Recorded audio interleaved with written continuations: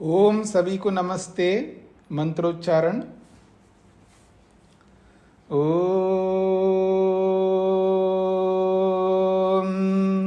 सहनाववतु सहनौ भुनक्तु सह वीर्यं करवावहै तेजस्विनावधीतमस्तु मा विद्विषावहै। ओम शांति शांति शांति। योग दर्शन की 45वीं कक्षा है। समाधिपाद के 16 सूत्र पूरे किए हैं। 15वें और 16वें सूत्र में वैराग्य को लेकर के चर्चा हुई, अपर वैराग्य और पर वैराग्य। महर्षि वेदव्यास लिखते हैं, जब ज्ञान की पराकाष्ठा हो जाती है, पूर्ण वैराग्य जब हो जाता है, तो कैवल्य अवश्यम भावी, यानी कैवल्य मिल ही जाता है, इसमें कोई विकल्प नहीं है। ये बात कही है। आप में से वैराग्य को लेकर के कोई भी प्रश्न हो तो आप पूछ सकते हैं। संतोष जी को क्या कहना है? माइक खोलिएगा फिर पूछिएगा। स्वामी जी, कल मैंने क्लास नहीं अटेंड कर पाई, मुझे कुछ समझ नहीं आया। तो आप देखती थी पहले, बाद में जो है में चोट लगी थी, मैंने नहीं याद। हाँ, तो पीछे का आप YouTube से सुन लीजिएगा, आपको पता लग जाएगा। मैं यही पूछना चाहती थी कि कल आपने कौन सा वो पढ़ाया था, ये पूछना चाह रही थी। कहाँ से स्टार्ट किया था पढ़ा था?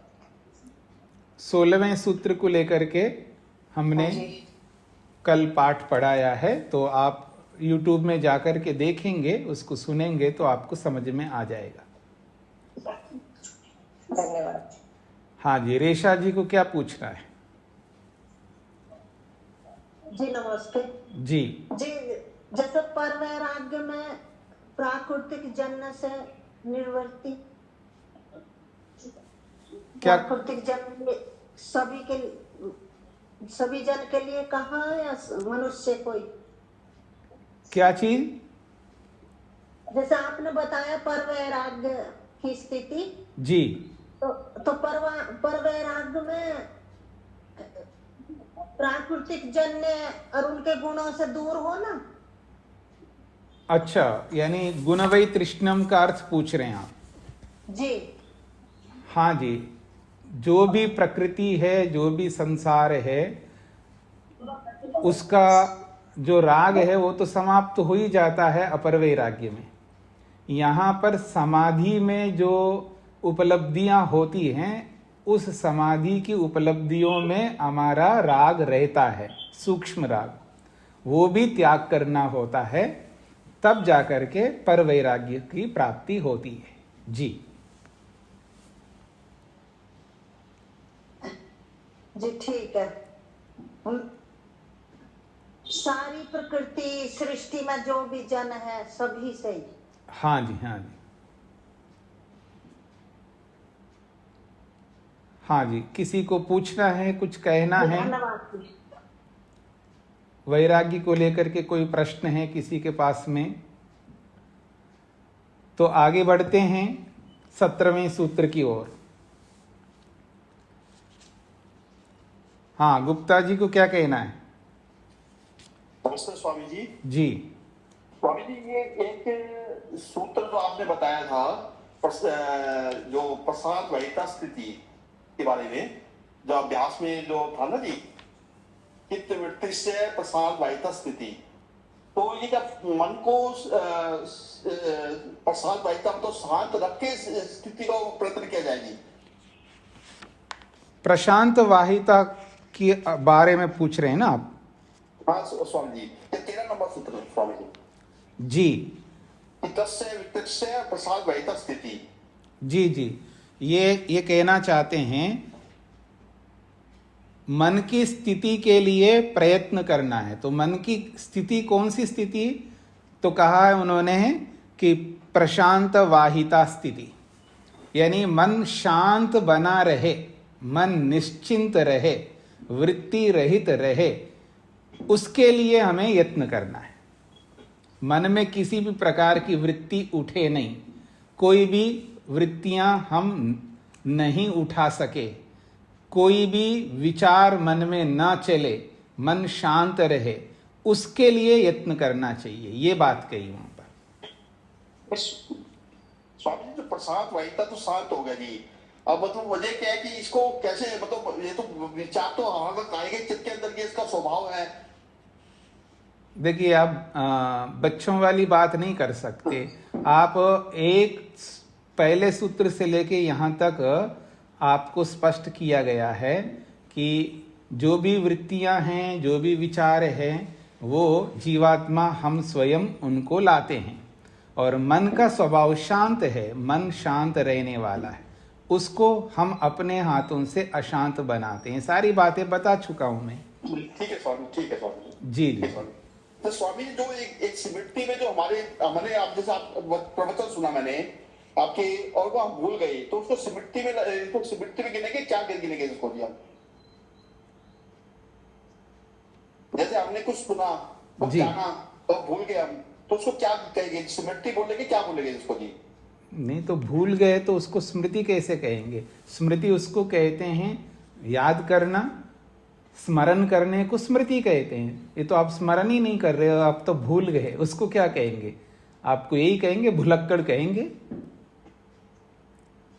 स्वामी जी, मैक्सिमम तो ऐसा ही होता है जी, आधी बात भूल जाते हैं, फॉरगेट कर जाते हैं, आधी बात रह जाती है दिमाग में।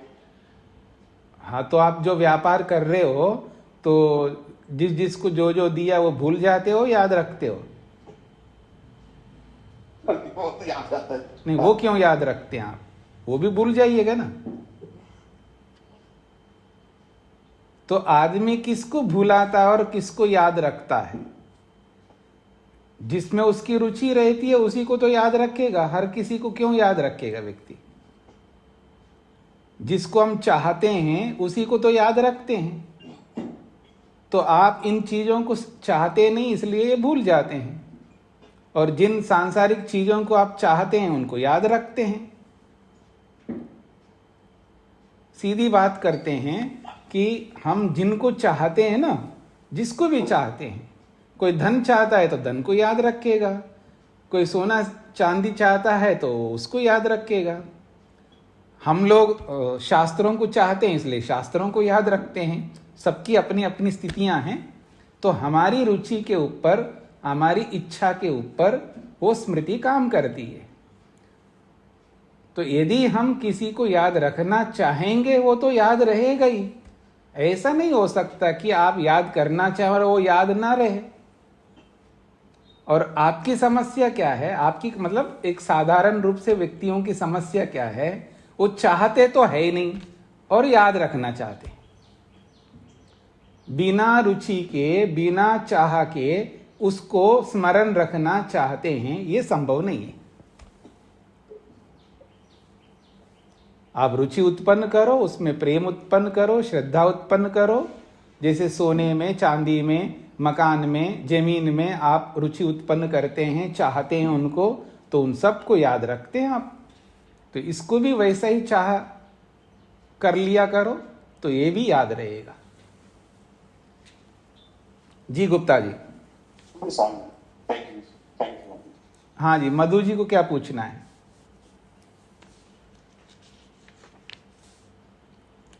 स्वामी जी सादर नमस्ते। स्वामी जी, 13वें सूत्र में ही एक शब्द आया परिकर्मों। तो एक तो परिक्रम शब्द होता है, परिकर्मों का मुझे अर्थ नहीं समझ आता। नहीं, यहाँ पर तो ऐसा कोई शब्द नहीं है जी। हिंदी के प्रकरण में है, उसमें नहीं होगा, लेकिन यदि आप बता सकते हैं तो मुझे। नहीं, हिंदी में प्रयत्न इज इक्वल टू चित्त परिकर्मों का उत्साह से अनुष्ठान करना, वह अभ्यास है। देखिए, हिंदी में जो भी लिखा रहता होगा वो मेरे को नहीं पता है क्या लिखा है, क्या बोला है उन्होंने। ठीक है। वो पूर्वापर प्रसंग को देखे बिना मैं ऐसा कुछ नहीं बता सकता।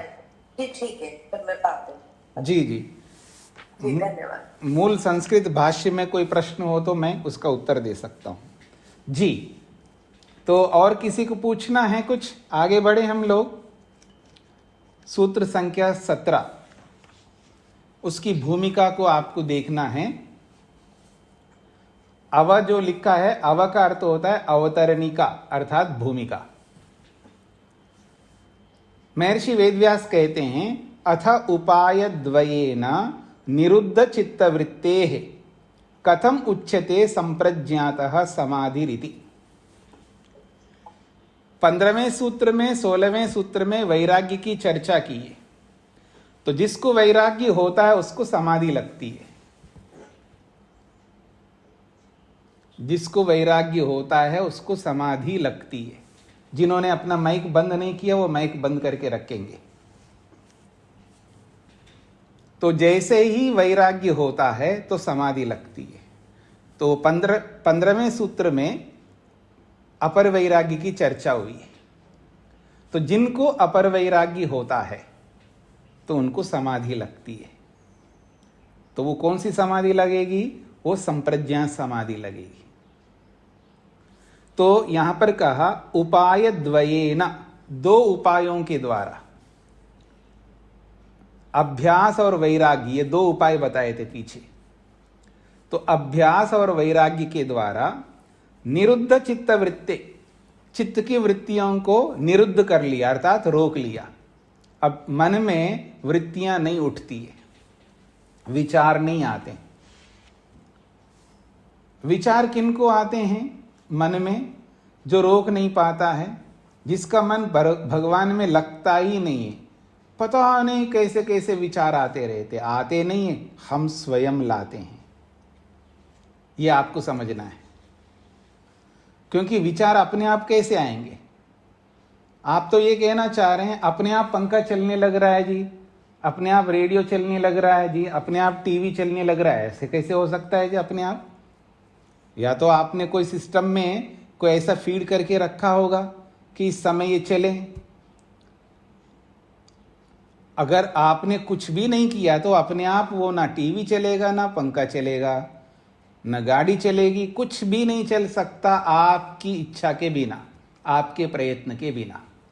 ये समझ में आ रहा है आप लोगों को? कोई भी डिवाइस, कोई भी यंत्र किसी के चलाने पर चलते हैं या अपने आप चलते हैं? इसका उत्तर चाहिए मेरे को। तो आपका यही उत्तर आता है कि उनको चलाने पर वो चलते हैं। तो ठीक इसी प्रकार से मन में जो वृत्तियां चलती हैं, मन में जो विचार चलते हैं, वो अपने आप आते हैं या उसको जीवात्मा चलाता है?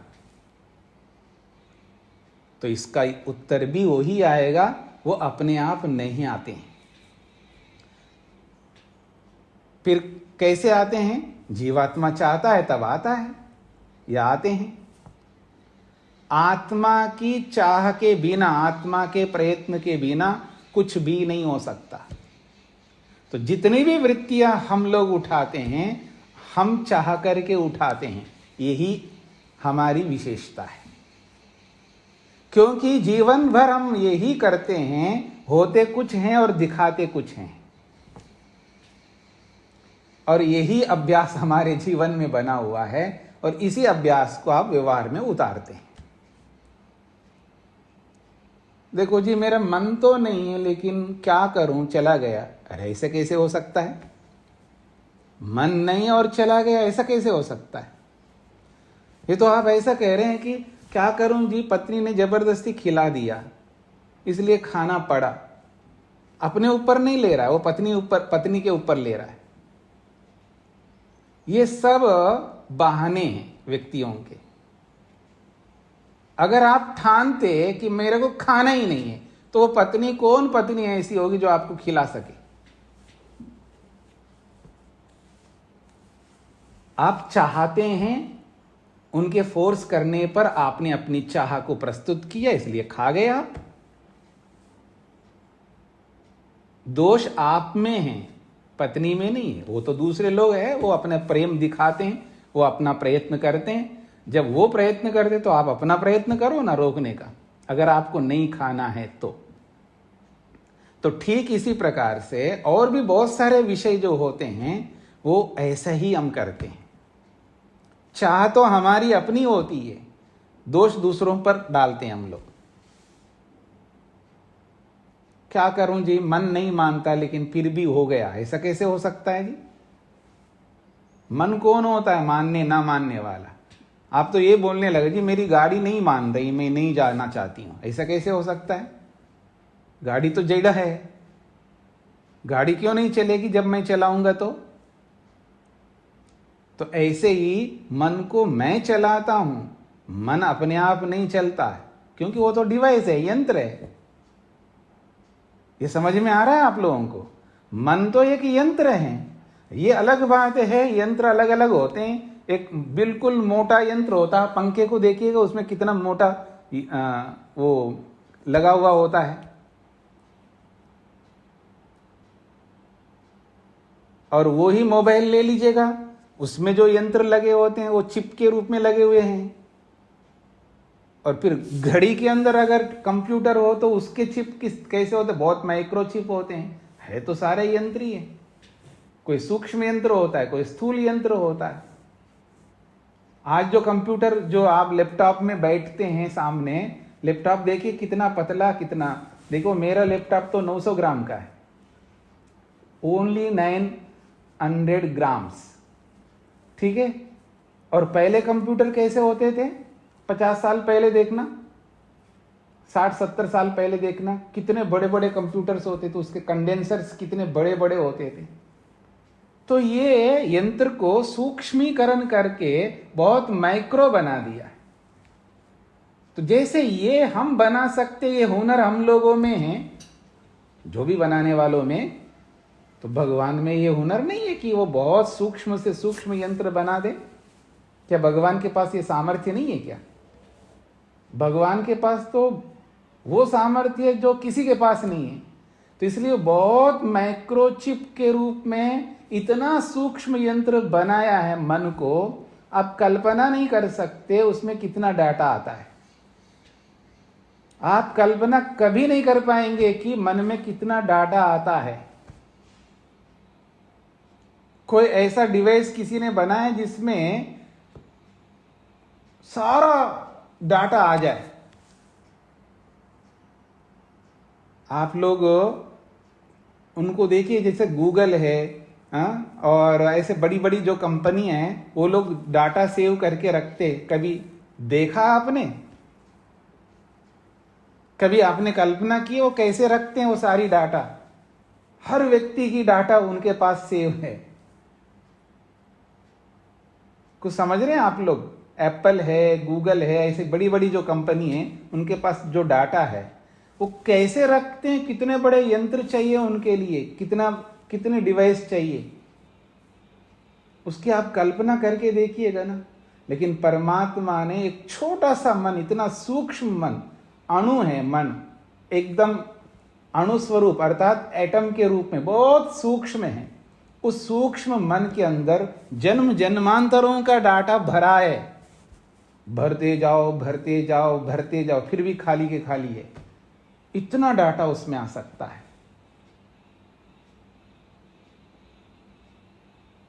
स्पेस ही स्पेस है उसके अंदर, जगह ही जगह है। कितना ही भरते जाओ मन में। क्या यंत्र बनाया भगवान ने। पर कैसा भी वो यंत्र हो, पर वो यंत्र चलाने पर चलता है, अपने आप नहीं चल सकता। आखिर वो यंत्र है, नॉन लिविंग थिंग है, जड़ वस्तु है, वो कोई चेतन नहीं है। वो चेतन तो मैं आत्मा हूं। इसलिए मन अपने आप नहीं आता, ना जाता, ना चलता, ना वो मन करता। मन कुछ नहीं करता, वो सब कुछ मैं कराता रहता हूं, अर्थात आप कराते रहते हैं। इसलिए आप विचार लाते हैं, इसलिए आते हैं। आप विचार लाना बंद कर दो। कैसे बंद कर सकते हो? प्रयत्न से और वैराग्य से। ये दो उपाय हैं जो यहां पर बताए गए। तो ये जो प्रयत्न और अभ्यास, प्रयत्न का मतलब अभ्यास, ये जो अभ्यास और वैराग्य है, इन दो उपायों को अपना करके वृत्तियों को रोक लिया उसने। तो कह रहे हैं चित्त निरुद्ध चित्त वृत्ति, चित्त की सभी वृत्तियां निरुद्ध, रुक गए हैं। जब वृत्तियां रुक जाती हैं तो समाधि लगती है। तो वो जो समाधि लगती है वो कैसी समाधि है उसके बारे में कह रहे हैं। कथम उच्यते संप्रज्ञात समाधि, चित्त की वृत्तियों को रोकने पर, और किससे रोकने पर?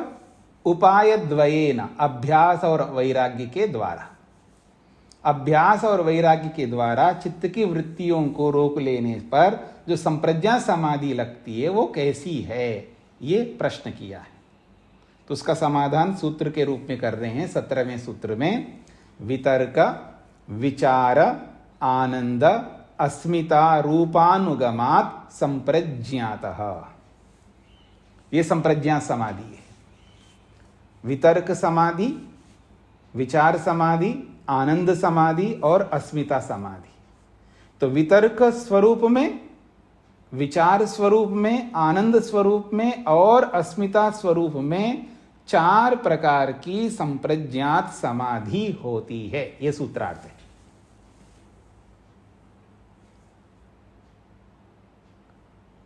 उसके नाम दिए हैं जो पहले सूत्र में आपने पढ़ा था। वितर्क स्वरूप वाली, विचार स्वरूप, अनुगमात का मतलब स्वरूप। तो वितर्क स्वरूप वाली, विचार स्वरूप वाली, आनंद स्वरूप वाली और अस्मिता स्वरूप वाली, इस प्रकार से 4 प्रकार की संप्रज्ञात समाधि होती है। यानी संप्रज्ञात समाधि के ये 4 भेद हैं और इन भेदों के ये नाम हैं। पहली समाधि का नाम वितर्क है, दूसरी समाधि का नाम विचार है, तीसरी समाधि का नाम आनंद है और चौथी समाधि का नाम अस्मिता है। तो ये 4 प्रकार की समाधियां लगती है। कब?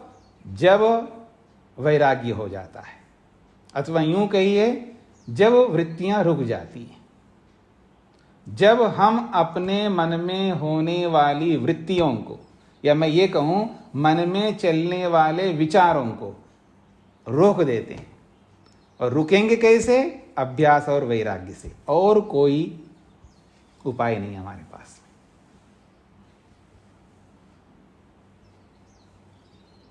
यही बताया, अभ्यास करो और वैराग्य को प्राप्त करो तो समाधि लगेगी, इसके बिना नहीं।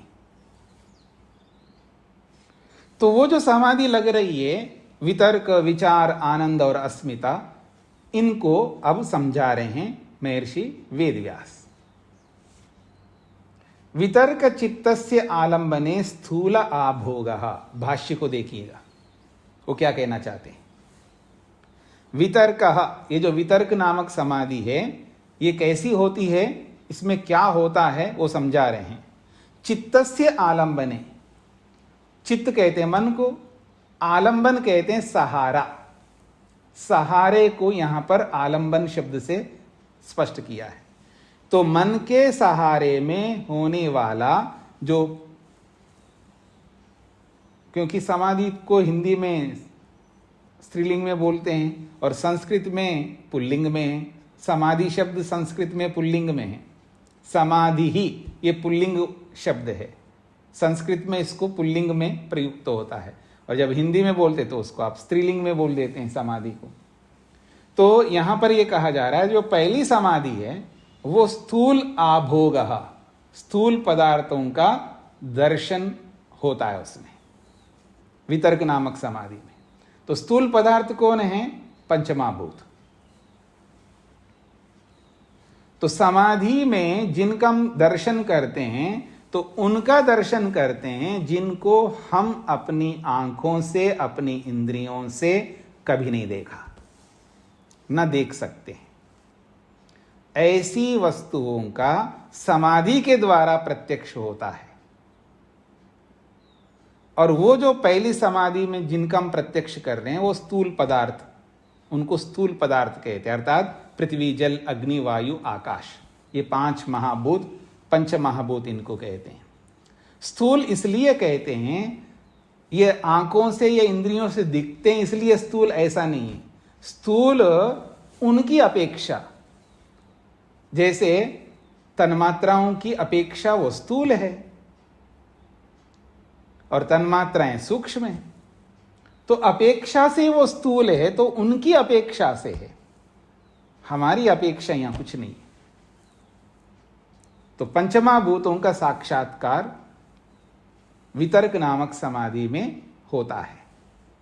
जब समाधि लगती है, पहली समाधि का नाम वितर्क नाम है, उसका नाम दिया है कि हर समाधि का या हर किसी भी वस्तु का कोई ना कोई नाम होता है। ये पहले आपके सामने मैंने चर्चा की है। अगर कोई वस्तु है तो उसका नाम अवश्य होता है। वस्तु हो और नाम ना हो, ये तीन काल में संभव नहीं है। आप कोई एक वस्तु दिखाइए, देखिए ये वस्तु है लेकिन इसका कोई नाम नहीं है। ये अलग बात है, बहुत सारी ऐसी वस्तुएं होती हैं जिनके नामों का पता हमें नहीं है। हमें नहीं है इसलिए इसका अर्थ ये नहीं होता है कि उनका नाम नहीं है। अभी बरसात का मौसम चल रहा है ना, आप बाहर निकलिए थोड़ा सा बरसात में, पता नहीं जहां भी खाली जमीन दिखाई दे आपको, वहां कुछ ना कुछ उगते हुए दिखाई देंगे आपको। पता नहीं क्या क्या उग जाते हैं बरसात के मौसम में, आपने सबने देखा ही है ना। और जो उग जाते हैं बरसात के मौसम में, उन सबका नाम आप जानते हैं? जानते ही नहीं है। कोई एक आदि जानते होंगे और बाकियों का नाम नहीं है। क्या है? पर आपको नहीं पता है, क्योंकि आपका विषय नहीं है, इसलिए नहीं पता है। ये कोई आवश्यक नहीं है ना हर वस्तु आपका विषय बने। आपको इस चीज में फुर्सत ही नहीं है ना इनको समझने का। आपको घर संभालना है, धन इकट्ठा करना है, कपड़े लत्ते जो भी आपका काम होते हैं, उसी में आपका सारा समय जा रहा है। आप टाइम निकाल करके वनस्पति विज्ञान को पढ़ करके और फिर उनका नाम जाने, ऐसा तो है ही नहीं आपके पास में समय, इसलिए आपको नहीं पता है। पर नाम अवश्य होता है।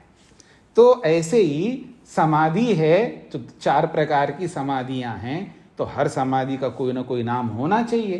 तो ये नाम रख दिया इन्होंने, वितर्क, विचार, आनंद और अस्मिता। तो पहली जो समाधि है संप्रज्ञा समाधि, जिसमें स्थूल पदार्थों का आभोग, आभोग कहते हैं दर्शन, उसका स्वरूप का बोध होता है, अर्थात उनका दर्शन होता है, प्रत्यक्ष होता है।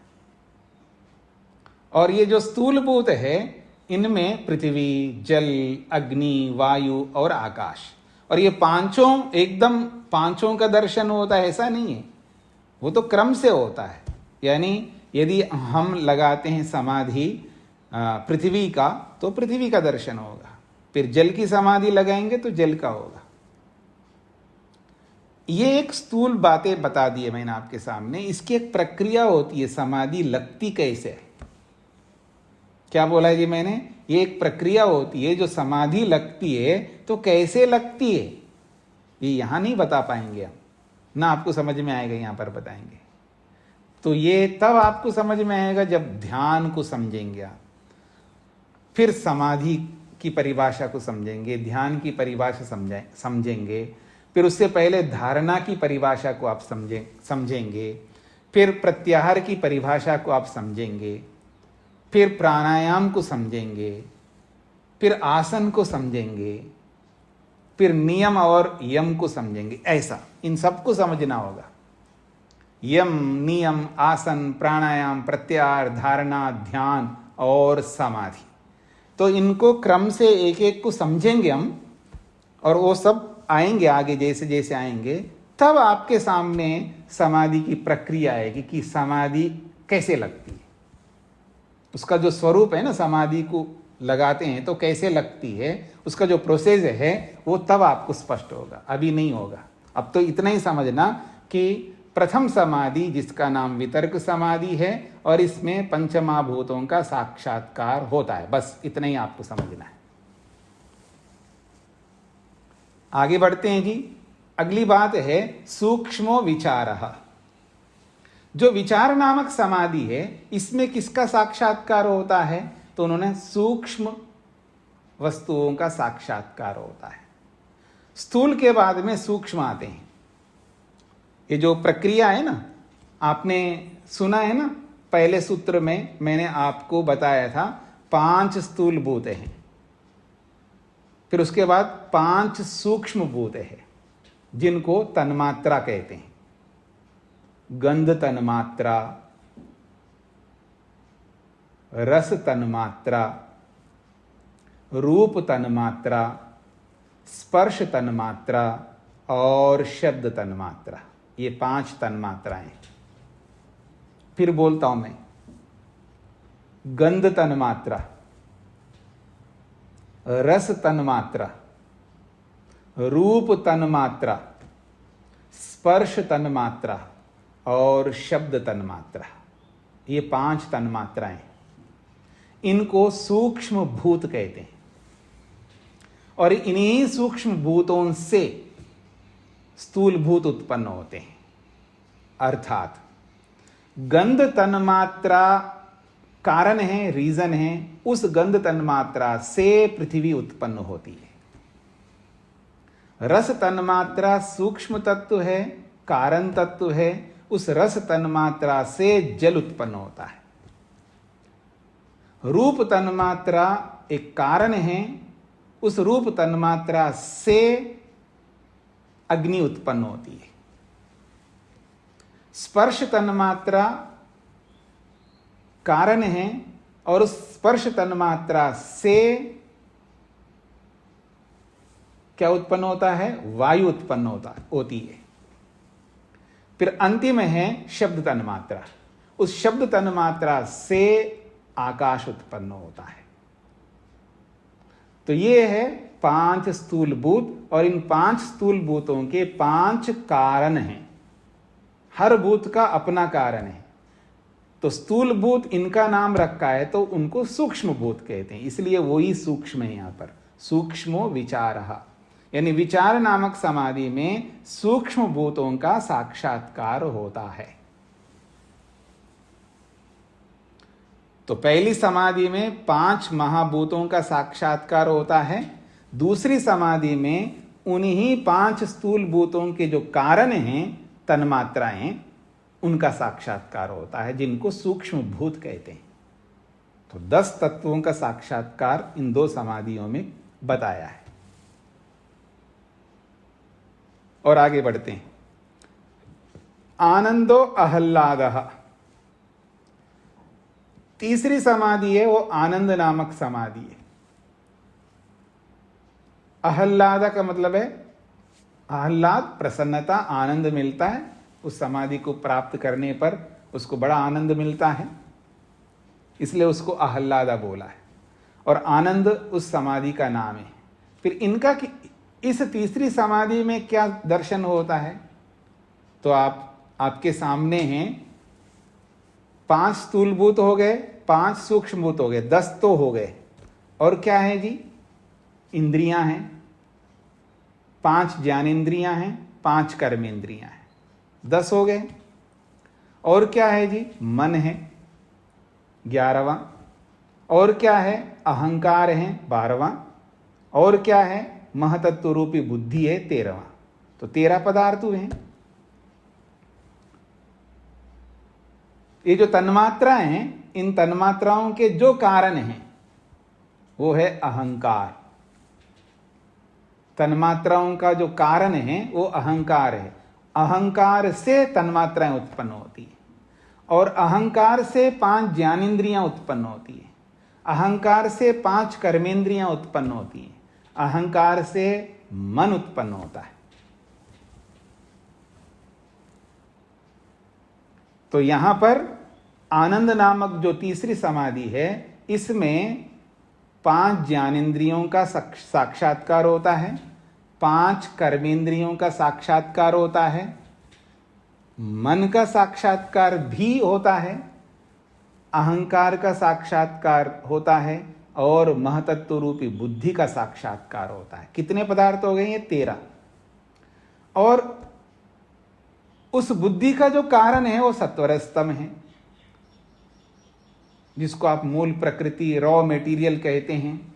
तो वो सत्व रज तम का भी साक्षात्कार होता है इसमें। तो 16 पदार्थ हो गए।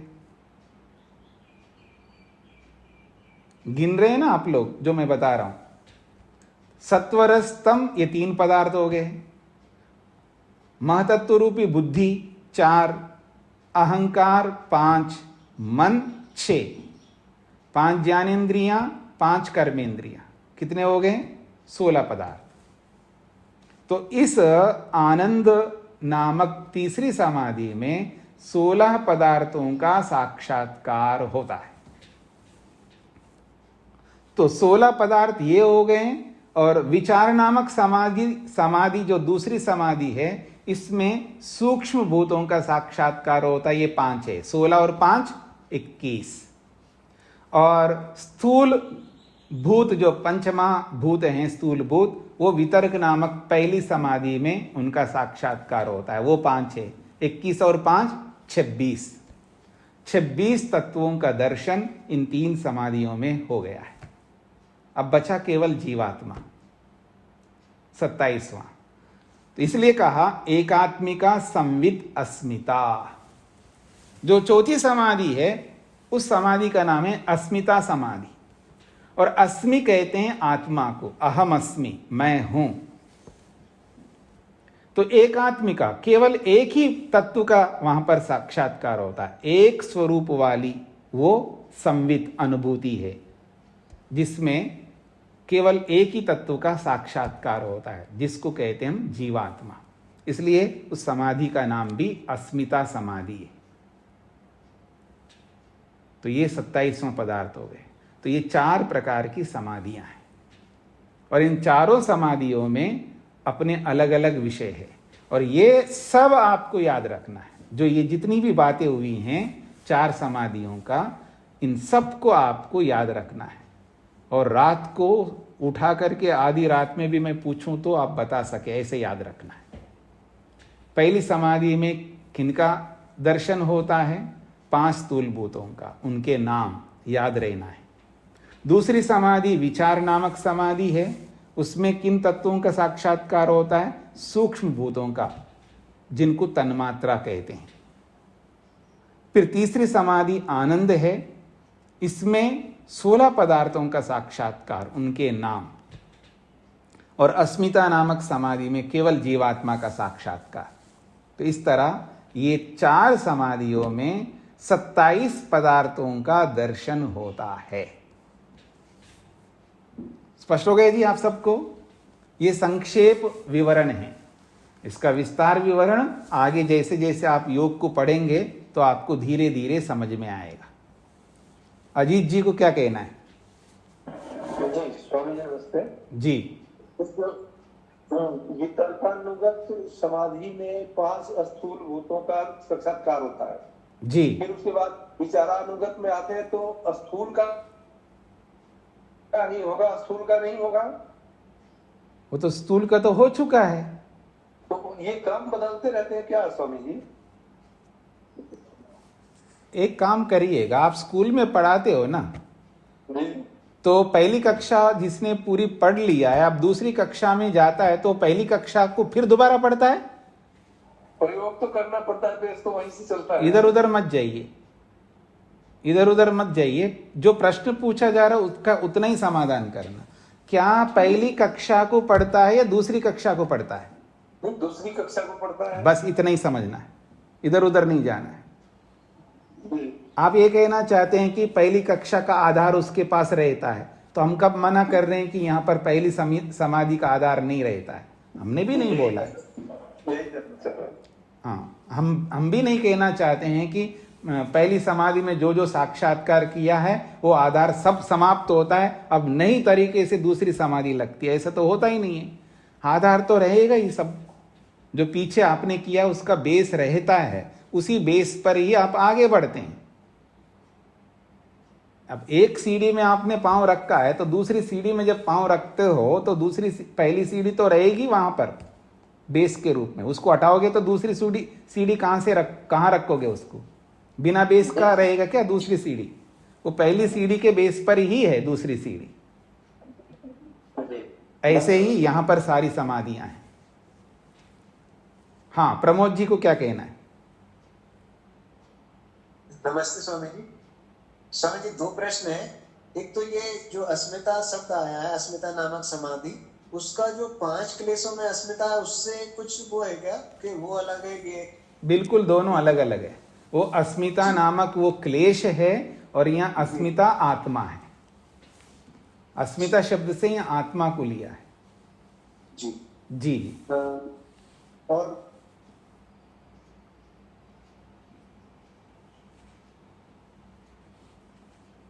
और दूसरा ये जो अस्मिता नामक समाधि में जीवात्मा का साक्षात्कार होता है, तो वो मन के माध्यम, मन तो मन ही करता है उसको, मन के माध्यम से, ये सारे के सारे मन के माध्यम से होने वाली समाधियां हैं।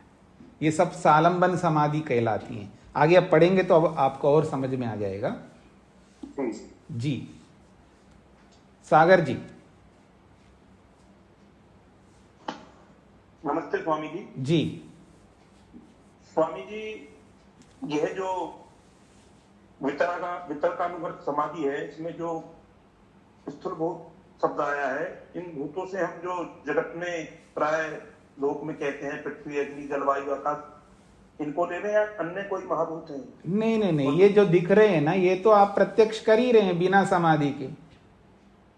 ये नहीं है, ये स्थूलभूत ये नहीं है। जिनसे ये बने हैं उनका साक्षात्कार करेंगे हम। स्वामी जी, इनकी भी एक आणविक अवस्था होती है प्राय, जो हम आंखों से नहीं देख पाते, यंत्रों से देख लेते हैं, या वही है इनसे भी सूक्ष्म स्तर है, जैसे जल के अणु को हम देख सकते हैं? देखिए वो तो ऐसा है, वो तो बहुत स्थूल चीजें हैं जो आप यंत्रों से देखते हैं, वो सब स्थूल चीजें हैं। जैसे धूल आकाश में उड़ रहा है, वो हम नहीं देख पा रहे हैं, ज्यादा प्रकाश आ जाता है तो देख लेते हैं, अथवा यंत्र लगा करके देख लेते हैं। तो ऐसे ही सूक्ष्म से सूक्ष्म एक सीमा तक आप यंत्रों से देखते हैं। जो यंत्रों से नहीं देख सकते, जो मैं आपको बता रहा हूं कि जो सामान्य रूप से यंत्रों से और अपनी आंखों या इंद्रियों से नहीं देख पा रहे हैं हम लोग, उसी को समाधि में बैठ के देखते हैं। जी धन्यवाद स्वामी जी। और जो वैज्ञानिक लोग जो इस संसार का जो मूल रॉ मटेरियल जो भी उन्होंने अब तक जाना है, वो इसी प्रोसेस के अंतर्गत है। वो वहां तक तो पहुंचे नहीं है, सत्वर स्तंभ जिसको हम कहते हैं। और ये जो पंचमाभूत है, इनका जो सूक्ष्म फॉर्म है, वहीं पर ये लोग अभी तक विराजमान है, इसके आगे अभी पहुंचे नहीं है, क्योंकि बहुत सूक्ष्म तत्व है ना ये। तो इनकी सूक्ष्मता जो है उसके भी अनेक प्रकार है। जैसे हम घड़े को तोड़ते हैं तो उसका मिट्टी बन जाता है, यानी घड़े को तोड़ते हैं तो ठीकरे बन जाते हैं, ठीकरों को तोड़ते हैं तो मिट्टी बन जाती है, मिट्टी को तोड़ते हैं तो और सूक्ष्म हो जाता है, फिर आप उसको उड़ा दीजिएगा, फिर वो सब आकाश में फैल जाएगा, दिखेगा नहीं। तो उसको सूक्ष्म करते जाइए, एक कण को पकड़ के उसको सूक्ष्म करते जाइए यंत्रों से। तो जितना सूक्ष्म आप करते जाएंगे उतने विभाग होंगे, उतने प्रकार होंगे। तो ऐसा ही बहुत सूक्ष्म प्रकार है। तो ये जो जिनको स्थूलभूत कहते हैं वो अंतिम पदार्थ हैं, उसके आगे सृष्टि कोई नई बनी नहीं है। तो ये सृष्टि की जो प्रक्रिया है, ये जब वो प्रसंग आएगा तो मैं आपके सामने रखूंगा सृष्टि कैसी बनी है, वो भी प्रक्रिया आपके सामने रखूंगा। अभी वो प्रसंग नहीं है यहाँ पर। तो कहने का अभिप्राय है, जिनको स्थूलभूत बोला जा रहा है, ये स्थूलभूत दिखने वाले स्थूलभूत नहीं है, जो हमको जो भी इंद्रियों से हमको आंखों से, जैसे पृथ्वी देख रहे हैं, जल देख रहे हैं, अग्नि देख रहे हैं, ये वायु जो अनुभव कर रहे हैं, ये स्थूलभूत और ये स्थूलभूत अलग अलग है। ये तो प्रत्यक्ष ही हो रहे हैं हमको। जो प्रत्यक्ष हो रहे हैं उनको समाधि में क्या देखना, वो तो वैसे ही प्रत्यक्ष हो रहे हैं। ये वो नहीं है। उन स्थूलभूत जिनको हम पंचमहाभूतों से शरीर बना है ऐसा बोला जाता है। तो जैसे शरीर पंचमहाभूतों से बना है, ऐसे ही ये सूर्य, चंद्र, नक्षत्र, ये पृथ्वी, ये जल, ये अग्नि, जो भी दिखने वाले हैं सृष्टि में, ये सब पंचमहाभूतों से बने हैं। और वो पंचमहाभूत बहुत सूक्ष्म तत्व है। और उन सूक्ष्म तत्वों का साक्षात्कार समाधि में हम करते हैं। हाँ जी सागर जी, स्पष्ट हो गया?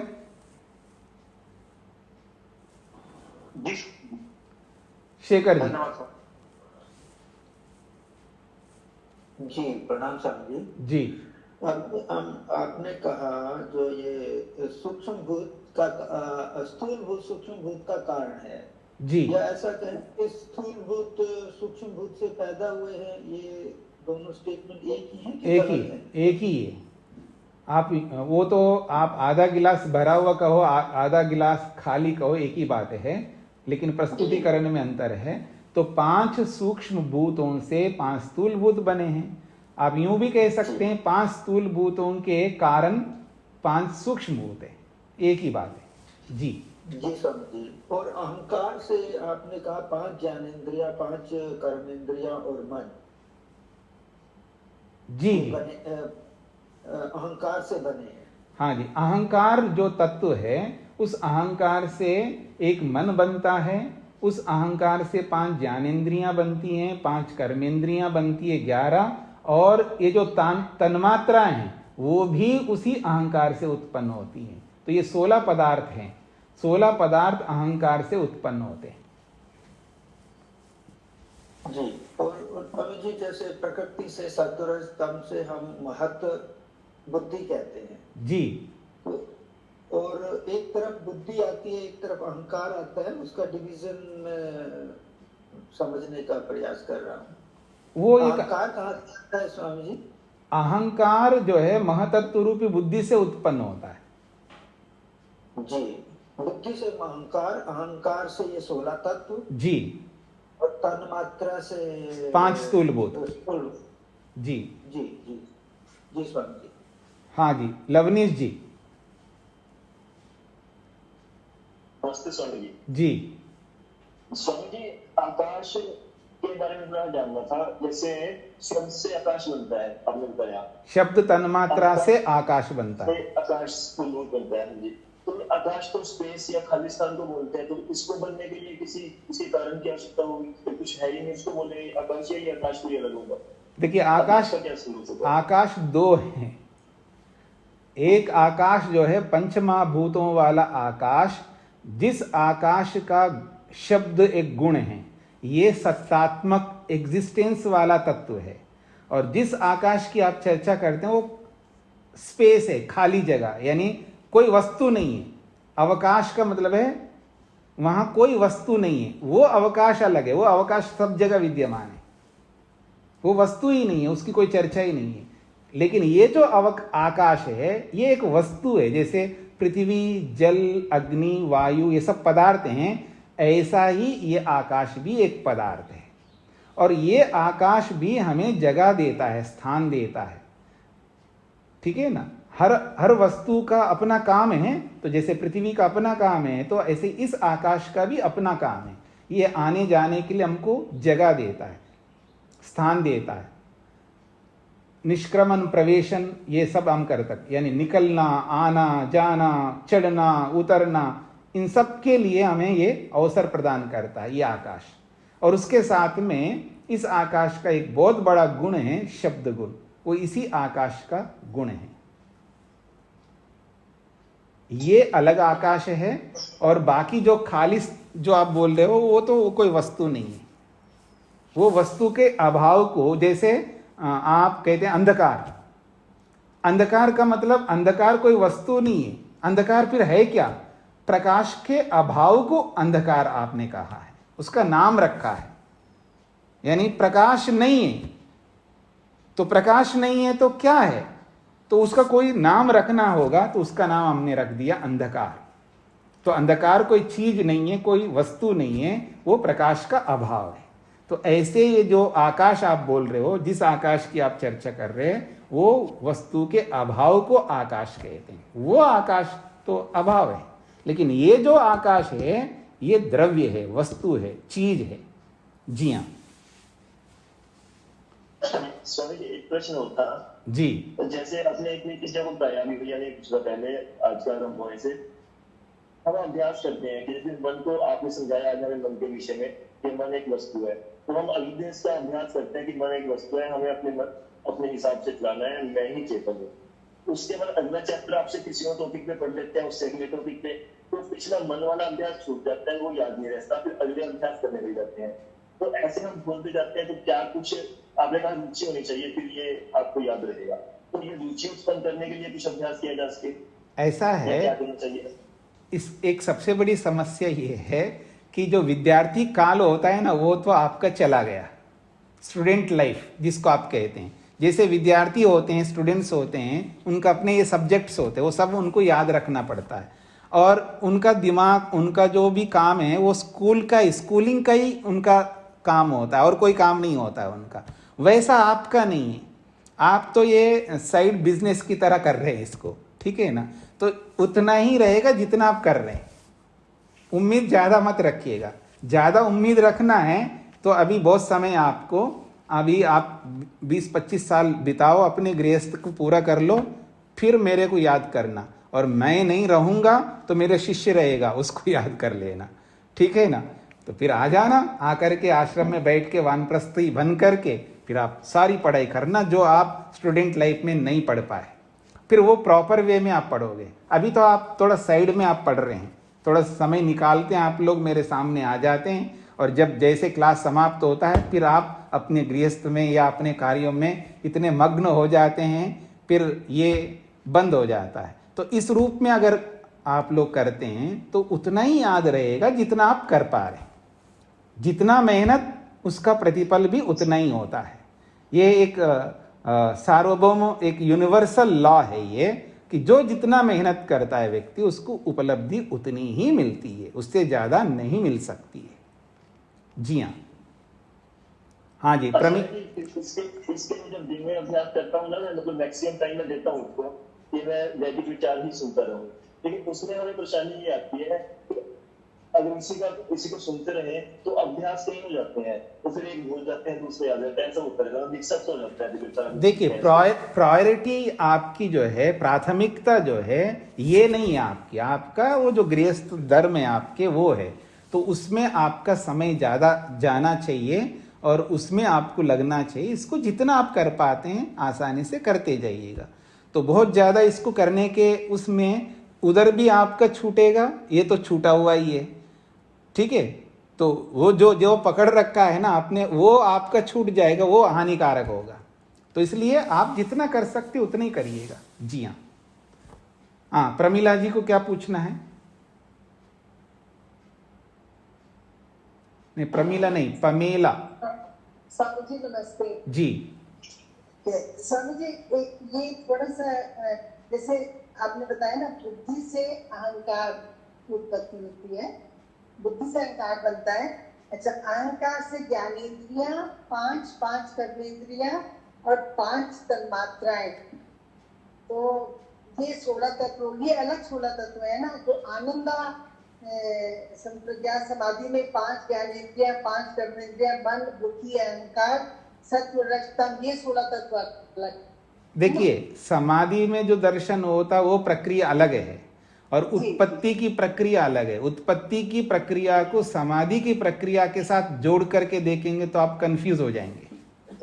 उत्पत्ति प्रक्रिया बिल्कुल अलग है और समाधि की प्रक्रिया बिल्कुल अलग है। जी, उत्पत्ति की प्रक्रिया ये ठीक है ना स्वामी जी?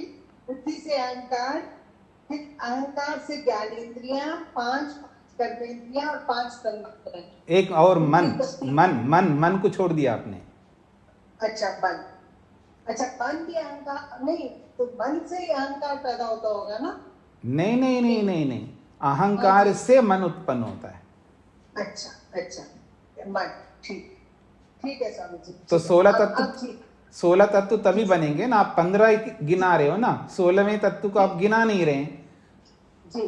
जी। अहंकार से मन तो 2 हो गए, 5 ज्ञानेंद्रियां, 5 कर्मेंद्रियां, 5 तन्मात्राएं, 15 और नहीं 5, 10, 15 और मन। तो अहंकार तो 16 हो गए स्वामी जी, ये तो 17 हो गए ना? नहीं, आप कंफ्यूज हो रहे हो। आप मेरी ओर देखिए, अहंकार एक तत्व है जी। अहंकार से एक मन उत्पन्न हुआ, ठीक है। उसी अहंकार से 5 ज्ञानेंद्रियां उत्पन्न हुई है, उसी अहंकार से 5 कर्मेंद्रियां उत्पन्न हुई है, उसी अहंकार से 5 तन्मात्राएं उत्पन्न हुई है। कितने हो गए? 16 हुए। ये 16 किससे उत्पन्न हुई हैं? अहंकार से। तो अहंकार अलग है, ये 16 अलग है ना। ठीक है, जी अहंकार को हाँ जी, अहंकार को नहीं दिखना। जी ठीक है, अहंकार इनका जनक है। जी हाँ। ठीक है, प्रमोद जी, धन्यवाद स्वामी जी। प्रमोद जी बोलिएगा।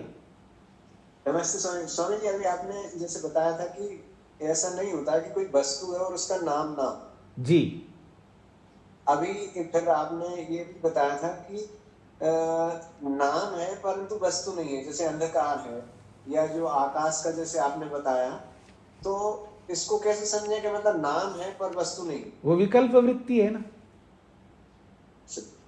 जी, वो क्यों बोल रहे हैं आप, जो विकल्प वृत्ति पढ़ कर के आए ना आप। जी जी जी जी।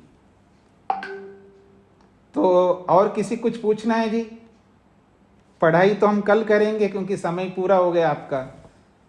इसके आगे का हमने अभी एकात्मिका संविद अस्मिता यहाँ तक ही पढ़ा है, यानी 1.5 पंक्ति पढ़ी है भाष्य में। आगे की पंक्तियों को हम कल समझेंगे। तो अभी समय आपका पूरा हो रहा है, तो कोई रेणु जी माइक खोलिएगा।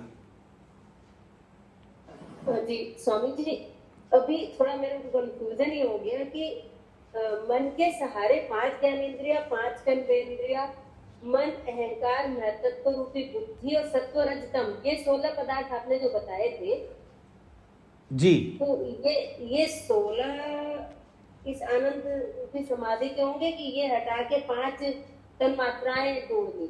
देखिएगा, पहली समाधि है वितर्क समाधि, जिसमें 5 स्थूल भूतों का साक्षात्कार होता है। एक हो गया, एक समाधि पूरी हो गई। अब दूसरी समाधि है जिसका नाम है विचार नामक समाधि। उसमें उन 5 स्थूल भूतों के जो कारण है, तन्मात्रा हैं, उनका साक्षात्कार होता है। तो दूसरी समाधि में 5 तन्मात्राओं का साक्षात्कार। तो इस तरह 10 तत्व पूरे हो गए। अब तीसरी समाधि आ रही है जिसका नाम है आनंद नामक समाधि। अब इस समाधि में जितने भी तत्व बचे हुए हैं, इन 10 को छोड़ करके, वो 16 तत्व हैं। 5 ज्ञानेंद्रियां, 5 कर्मेंद्रियां 10, और 5 ये 10 हो गया। हाँ, एक मन और एक अहंकार और एक बुद्धि 13, और सत्व रज तम 3 16। तो इस प्रकार से 16 तत्वों का साक्षात्कार आनंद नामक समाधि में हो गया। तो 16 इधर, 5 उधर और 5 उधर, कितने हो गए? 26। पहली समाधि में 5, दूसरी में 5 10, और तीसरी समाधि में 16, तो 26। चौथी समाधि में जीवात्मा 27। इस तरह का। अब स्पष्ट हो गया? हाँ, ये तो स्पष्ट पहले भी हो गया था जी। फिर इसमें 5 तन्मात्रा जो बोली ना मेरे को, वो नहीं, वो गलत हो गया, गलत बोला होगा। कई बार प्रवाह में आ गया होगा। 5 तन्मात्राएं आनंद में नहीं है। आनंद में 5 ज्ञानेंद्रियां, 5 कर्मेंद्रिया, एक मन, एक अहंकार, एक बुद्धि 13, और 3 सत्वरस्तम 16। इस तरह का पूरा कर सकते। जी जी, अब समझ में। जी हाँ जी, वेद प्रिया जी। स्वामी जी, जब गृहस्थ आश्रम से वानप्रस्थ आश्रम में जाते हैं, तो आश्रम परिवर्तन करते हैं, तो हमें गृहस्थ छोड़ना होता है, काफी सुखों को छोड़ना होता है जी। कल जैसे चर्चा चली थी, उसमें था कि जब हम कुछ छोड़ते हैं तो अगर हमें कुछ प्राप्त होगा तभी तो हम वहाँ टिक पाएंगे, नहीं तो अगर कुछ मिला नहीं है तो वहाँ टिक नहीं पाएंगे। जी जी। तो वानप्रस्थ में जाएंगे तो हमें उसकी तैयारी भी गृहस्थ से करनी होगी, क्योंकि हमें कैसे पता, हमें वहाँ कुछ जब तक नहीं मिलेगा वानप्रस्थ में, तो उसमें टिकेंगे कैसे वानप्रस्थ? देखिए, वो वहाँ ऑप्शन नहीं है जी। जैसे विद्यार्थी बनना ही बनना है आपको, मतलब जो छोटे बच्चे होते हैं उनको स्टूडेंट बनना है, वहाँ विकल्प नहीं, आपको पढ़ना है। आपको नहीं आ रहा है जी मैं नहीं पढ़ूंगा, नहीं चल सकता है, आपको पढ़ना ही होगा। जितना पढ़ सकते उतना पढ़ो, लेकिन आपको पढ़ना है, आपको विद्यार्थी बने रहना है, वो अनिवार्य है। वहाँ कोई विकल्प नहीं है, ऑप्शन नहीं है। ठीक है। अब गृहस्थ बनना नहीं बनना, इसमें ऑप्शन है। यदि आप अधिकारी हैं, आप योग्य बन गए गृहस्थी बनने के, तो आप गृहस्थ आश्रम में जाइए। अगर आपके अंदर योग्यता नहीं है गृहस्थ बनने की, तो पहले उस योग्यता को बनाइए, तैयारी कर लीजिएगा, गृहस्थ बनने की योग्यता हासिल करिएगा। वहाँ उम्र कारण नहीं है, एज कारण नहीं है, वहाँ जॉब कारण नहीं है, वो आपका मकान बनना कारण नहीं है, वहाँ कारण है गृहस्थ में जाने की योग्यता। अगर वो योग्यता है तो आप गृहस्थ में जा सकते हैं, नहीं है तो योग्यता बनाइएगा, वहाँ विकल्प है। अब गृहस्थ बन गया, उसके बाद में वानप्रस्थ बनना वहाँ अनिवार्य है, वहाँ कोई विकल्प नहीं है। वहाँ आपको उपलब्धि हो या ना हो, आपको वानप्रस्थ बनना है और बन करके अब योग्यता प्राप्त करने के लिए यत्न करना, प्रयत्न करना, और वो प्रयत्न तब तक करते रहो जब तक आपकी योग्यता ना बने, इसमें विकल्प नहीं है। अब बोलिए। तो स्वामी जी, वानप्रस्थ की तैयारी गृहस्थ में भी हम माइंड को प्रिपेयर करते हैं ना कि हमें जाना है तो ये सब छोड़ना है, वो प्रिपेयर जैसे हम करते हैं अपने आप को, तो तैयारी सब गृहस्थ में ही तो होगी ना। हाँ, तो वो कर लीजिए, उसमें कोई आपत्ति नहीं है। जब आदमी 10th में पढ़ रहा होता है तो वो तैयारी करता है, मेरे को इसके बाद 11th में जाना है, ऐसा करिए, कोई आपत्ति नहीं है। 11th में जब पढ़ रहा है व्यक्ति तो 12th में जाना है, उसकी तैयारी करता है, अवश्य करना चाहिए। 12th में जब पढ़ रहा है तो उसको ये तैयारी करनी होती है, अब मेरे को कॉलेज में जाना है, तो अवश्य करिए, इसमें कोई आपत्ति नहीं। सागर जी, समय पूरा हो गया वैसे, तो हम कल कर लें। हाँ बोलिए, आप क्या पूछना चाहते हैं, पूरा कर लेते हैं जी। मैं जो साक्षात्कार करते हैं इस पर थोड़ी स्पष्टता चाहता हूँ। लोक में जो हम लोक व्यवहार में साक्षात्कार करते हैं, यह वह साक्षात्कार रहेगा या जो सूक्ष्म तत्व है सत्संग उनकी अनुभूति मात्र होगी, आत्मा साक्षात्कार? थोड़ा आप माइक के पास से बोलेंगे, आपकी आवाज कम आ रही है। स्वामी जी नमस्ते जी। हाँ जी। स्वामी, कोई साक्षात्कार शब्द है, लोक में जो हम पदार्थों का साक्षात्कार करते हैं, जो समाधि जन में जो 4 श्रेणियों में हमें साक्षात होगा, विविध 27 तत्वों का, वह उसी श्रेणी का होगा या इनकी अनुभूति मात्र होगी, या इनका यथार्थ रूप हम जानने? नहीं, अनुभूति का मतलब देखिएगा, जब रूप को आप आंखों से देखते तो रूप की अनुभूति होती है, उसको अनुभूति कहो, प्रत्यक्ष कहो, साक्षात्कार कहो, एक ही बात है। ये सारे शब्द एक ही अर्थ को कहने वाले होते हैं। अनुभूति कहो, महसूस करना कहो, एहसास करना कहो, साक्षात्कार कहो, जानना कहो, ये सब एक ही अर्थ को कहते हैं। तो जो वस्तु जैसी होती है उसका वैसा ही साक्षात्कार अनुभव होता है, वस्तु के अनुरूप। जी। अमित, ये मन के सहयोग से होता है साक्षात्कार? ये सारे साक्षात्कार मन के आधार पर, मन से ही होते हैं, बिना मन के नहीं। मन से सूक्ष्म पदार्थ हैं, अहंकार, वो सब, उन सब का, उनका कैसे संभव? उनका भी मन से ही होंगे। और उतना ही नहीं, आत्मा इन सब से अलग है और बहुत सूक्ष्म अनुस्वरूप है, उसका साक्षात्कार भी मन से ही होता है। क्योंकि बनाए भगवान ने मन को ऐसा साधन, तो उसी से होंगे ना, उसके बिना नहीं होंगे। धन्यवाद स्वामी जी। हाँ, आपको क्या पूछना है जी अनीता जी? नमस्ते स्वामी जी। स्वामी जी, ये तन्मात्राओं के विषय में थोड़ा सा पूछना था। जैसे आपने शब्द तन्मात्रा कहा और साथ में आपने बताया कि आकाश का गुण शब्द है, तो यही इनके गुण भी कहलाएंगे स्वामी जी? नहीं, शब्द तन्मात्रा वस्तु का नाम है। शब्द तन्मात्रा अलग है और शब्द गुण अलग है। जैसे रूप, रस, गंध, स्पर्श, शब्द, ये तो गुण है। लेकिन जब मैं ये बोलूंगा गंध तन्मात्रा, तो गंध तन्मात्रा एक वस्तु का नाम है और गंध एक गुण का नाम है। तो ऐसे ही शब्द तन्मात्रा वस्तु का नाम है और शब्द गुण है। शब्द वो अलग चीज है, दोनों को मिक्स मत करिएगा। जैसे हम रस तन्मात्रा लेते हैं तो हम उसका स्थूल जो लेंगे जल है, तो हम जल का गुण बोलेंगे कि रस? परेशान मत हो जाइए, जब ये चीजें आएंगी ना तब मैं और विस्तार से बताऊंगा। जी स्वामी जी। जी जी जी जी। तो इसको यहीं पर विराम देते हैं। ओम शांति शांति शांति।